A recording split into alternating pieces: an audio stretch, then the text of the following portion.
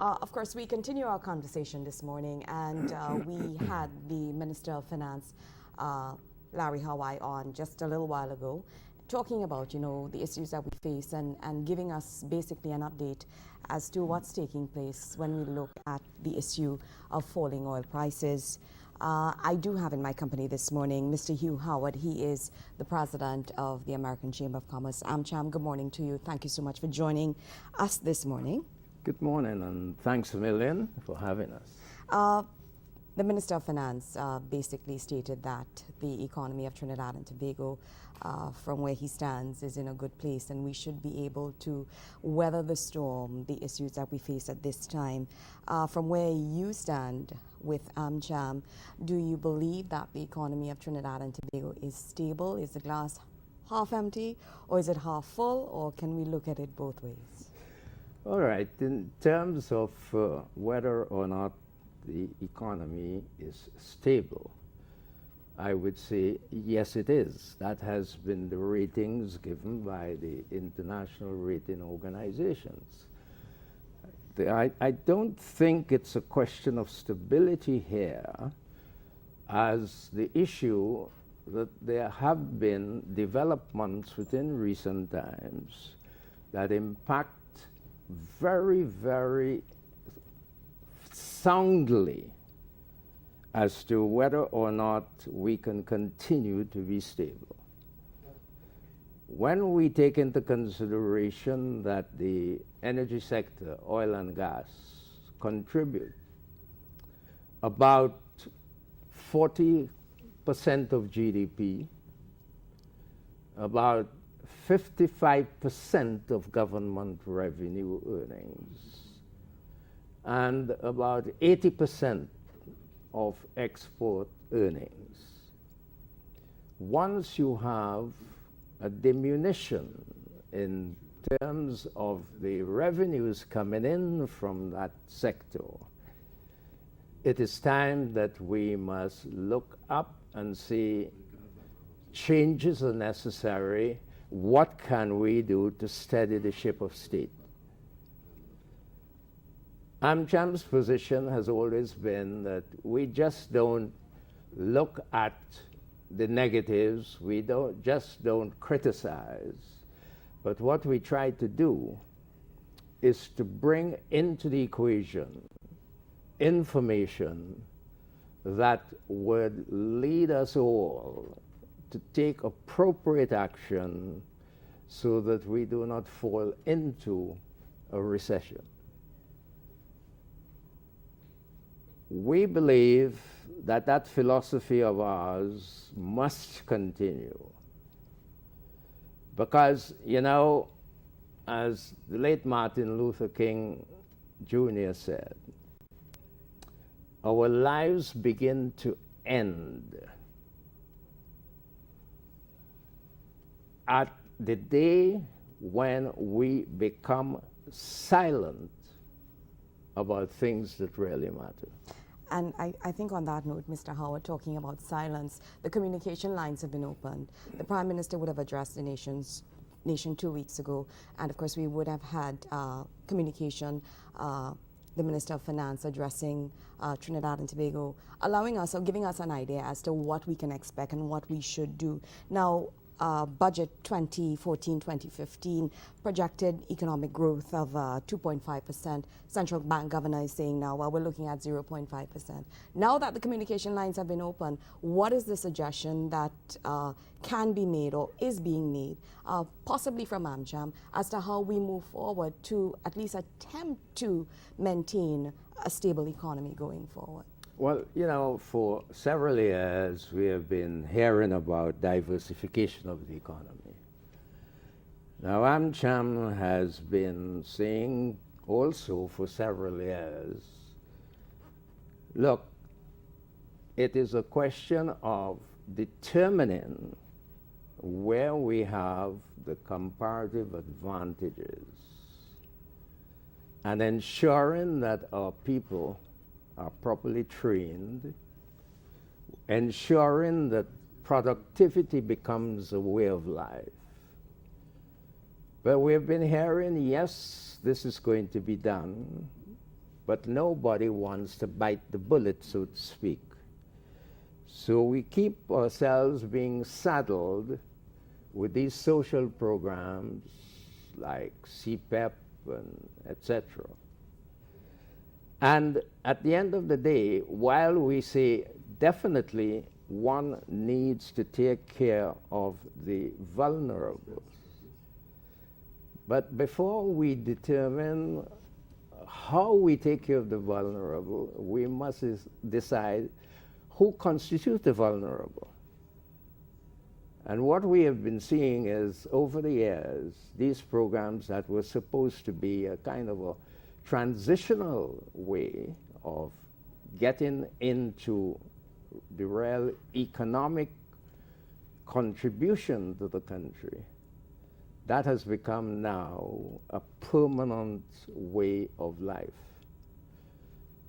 AMCHAM is seriously advocating that now that we are faced with this problem of falling revenue, is an ideal time to sit back, do the proper evaluation, do the proper assessment, and make the necessary changes. That's important, Mr. Howard. But how do we make that transition, in your opinion? Okay. We want to attract more investors. This is a global issue that we're facing here. Our citizens, of course, when we look at what we've been spending, as it's been said, the new normal, we are at a stage where, of course, we experience a very high standard of living in Trinidad and Tobago. So does it start first with the populace, or does it start with the government, or how are we going to marry both and allow us to at least find some sort of way through what we call the possibility of a recession? I think it's incumbent on all of us, whether it be government, whether it's be labor, whether it's the private sector, whether it's civil society. We all have to work collaboratively. We all have to try to understand that for any country to make progress, you must have entrepreneurship and innovation as a way of life. AMCHAM recognizes this, and AMCHAM started the National Youth Productivity Forum for that very purpose, where we target the secondary school children, and we give them some direction in terms of critical thinking, analysis, and entrepreneurship, and so on. That I would love to see spread right through the country. Now, another initiative that AMCHAM has put on the table, and this was done recently, it's in connection with the same question of these social programs like CPEP. And we're saying a lot of the business people are having difficulties in getting labor. And why?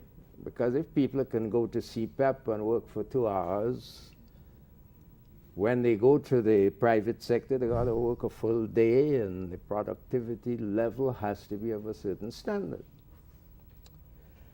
So what we are saying is, look, we as AMCHAM, we are willing to get parties together, that is the government agency that deals with CPEP and so on, and the private sector people, and say, let us take some of these 6,000 odd people who are there in CPEP, bring them into a training program where private companies would say, okay, I can take so many persons, I will give them training, clear understanding that training period is a finite period.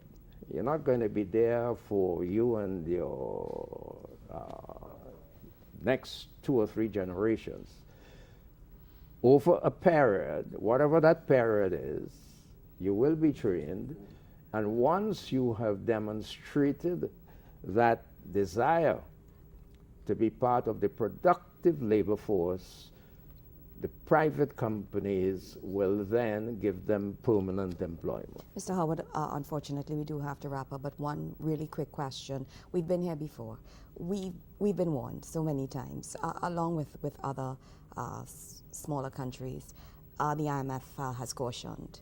How do we go forward without, at least not making any mistakes and learning from the lessons that we've actually been able to gravitate to for the last couple of years? Well, this is why we are having this program on Friday, because we believe that, again, you put together the brains and the minds of persons who are knowledgeable and are also willing to do the work.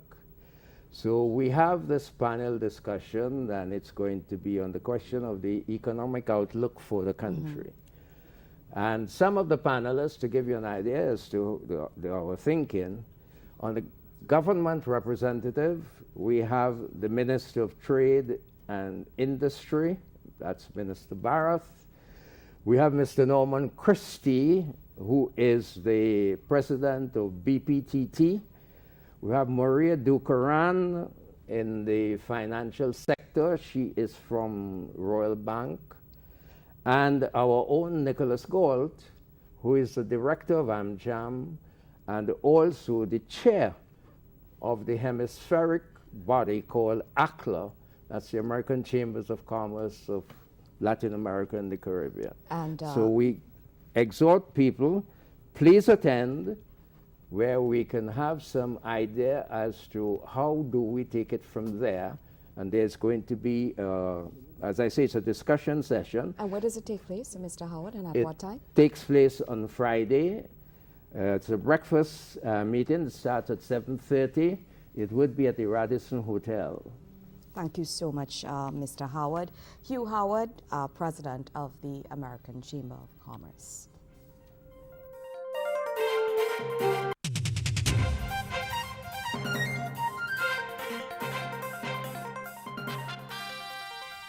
Here's a look at the headlines making news at this time. Prime Minister